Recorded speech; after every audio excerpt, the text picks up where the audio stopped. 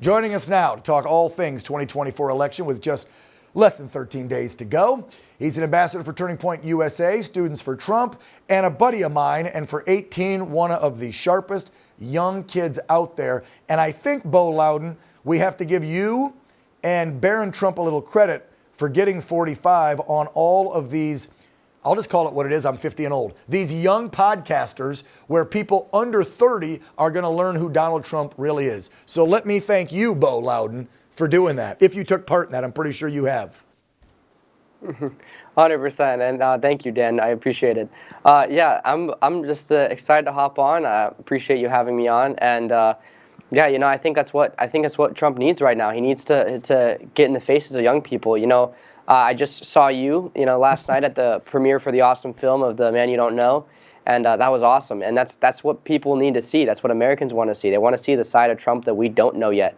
You know, maybe that the media is just continuously lying about and trying to hide, or saying that he was saying positive things about Hitler today. They're trying to say, like, oh my God. It's such bogus, and they're just throwing this stuff in there. It's completely shameful. So it's great. It's great for him to get out. It's great for him to do these kind of interviews and things, and connect with a whole audience that isn't being touched. I think it's awesome.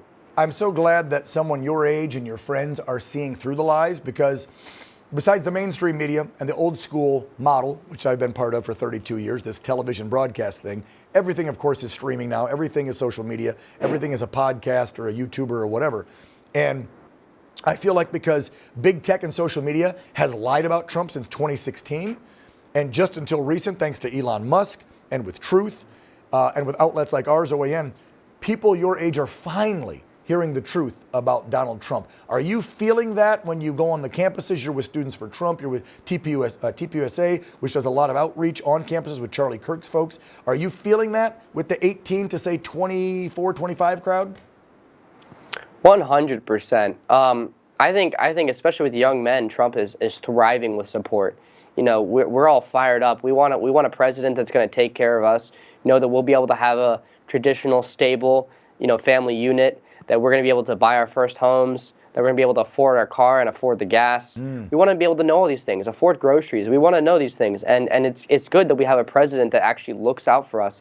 A president that one of the funniest things actually I saw recently was because I went on a few news networks recently, and I was talking about how Trump didn't run this country like a politician. You know, he ran it like a business, and everyone says, "Oh, he's a failed businessman. He had 7 businesses go bankrupt." What people don't know is it was 7 out of 500.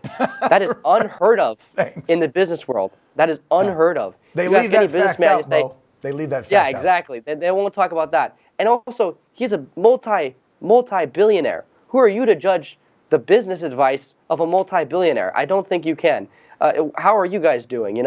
So I think it's hilarious when they critique him. You ask any business guy, how many companies have you had go bankrupt? They'll say, oh, about half.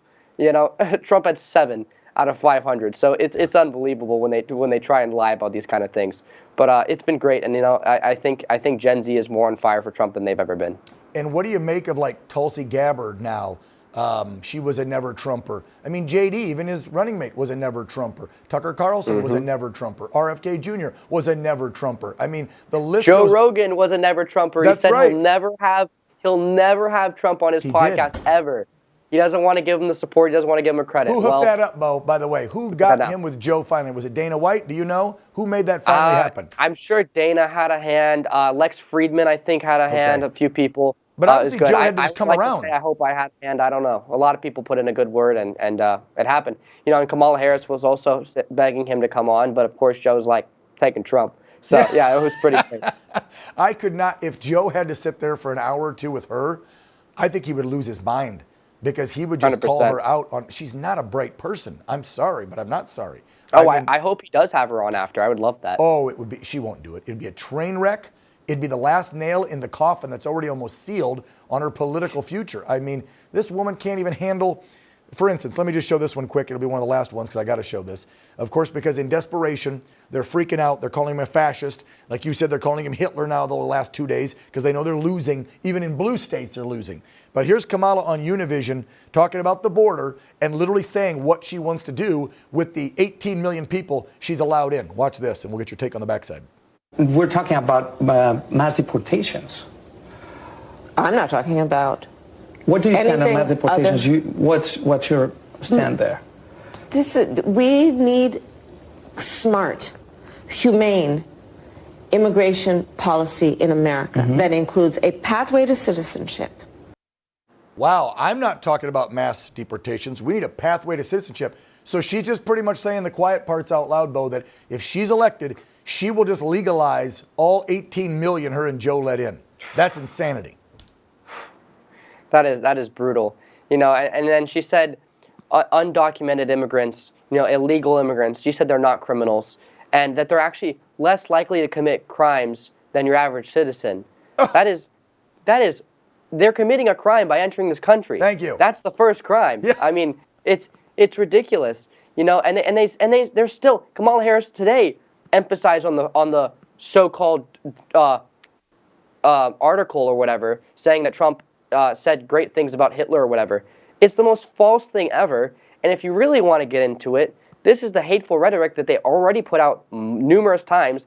They got a bullet through Donald Trump's ear. And on top of this, they want to talk about the Nazis and Hitler. There's a great film called Death of a Nation by Dinesh D'Souza that actually does a deep dive on this. You know what Hitler wanted in his actual list of plans? He wanted to control the media, the news and the media. Yep. He wanted to control the banks. Yep. He wanted to take away guns. Like all of his doing that? Biggest plans are something you could go and read those things out at the DNC and get massive applause, a standing ovation.